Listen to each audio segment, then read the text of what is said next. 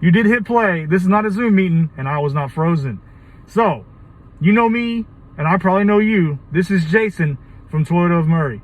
I am sitting inside a 2020 Toyota 4Runner Venture with my quarantine hair. So, to entertain the masses, I'm going to show you how to use four-wheel drive in a TRD Pro 4Runner, a TRD Off-Road 4Runner, and the 4Runner Venture, which is new to this year's line of 4Runners. And yes, this is a big mask. I look like the weakest bank robber ever. Okay, so the first thing I want to do is make sure you know where the four-wheel drive manual shifter is in a TRD Pro, TRD Off-Road, or Venture 4Runner. So this is the driver's side of the car where you're going to be sitting if you're driving the car. So first, you want to slowly look over to your heads-up display and then just look down. Boom, there it is. There's your shifter. Okay, if you don't know what these mean, I'm going to explain that to you. That's not H2O, that's two-wheel drive. That stands for two-wheel high. And then below that, you have four-wheel high. And then you have N for neutral. And then you have four-wheel low, which is L4. Okay, so two-wheel drive is pretty much what you're going to use all the time. Driving to the store, you're on pavement, keep it in two-wheel drive. If you drive in four-wheel drive too much, your tires are just going to spin on pavement, and you're going to go through tires and brakes real quick. Now, I'm going to show you how to shift to four high, which is four-wheel drive.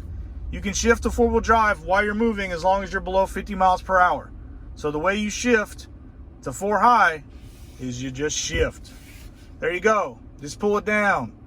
Now, this is what will appear when you shift to four high. It's blinking because it hasn't engaged yet. So the way you engage it is just put it into gear and start driving. There you go. See, it's in gear. You are now in four high.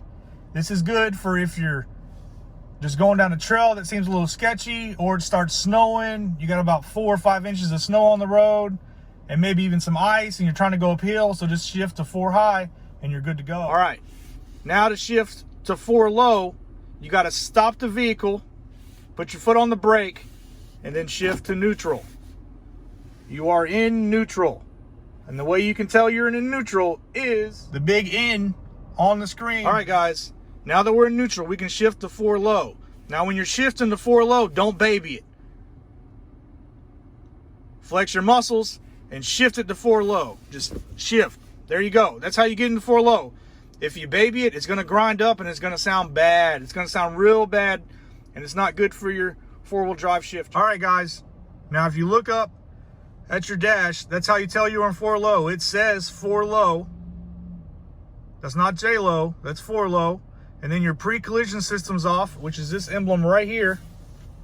And then also these two emblems over here. Your traction control's off and your stability control's off. And no, I do not have my seatbelt on because I am parked. All right, guys. Now, the reason you would use four low is if you're going down a steep hill and you just want to crawl along, because you cannot go above 20 miles per hour in four low. So you're not going to win any races in that gear, but you're going to be a lot more safer and grip the landscape a lot better. Especially on rocky, you know, sand-like, loose sand terrain. All right, now to shift back to two-wheel drive, you got to have it back in neutral. And like I said, you can't baby it. You got to shift it right back to two-wheel drive. So you just shift down and around. Just follow the guide on the shifter. All right, guys, that's how you use four-wheel drive on a TRD Pro, TRD Off-Road, and a Venture 4Runner. Now, I'm going to have more videos on how to use the A-Track, the crawl control, the multi-train control, and the rear lock differential. Those will be coming out in the next few days. Because really, nobody knows what they do, but really, who takes these $40,000 vehicles off-road? But just in case you got the grub to do it, I want you to know how to do it.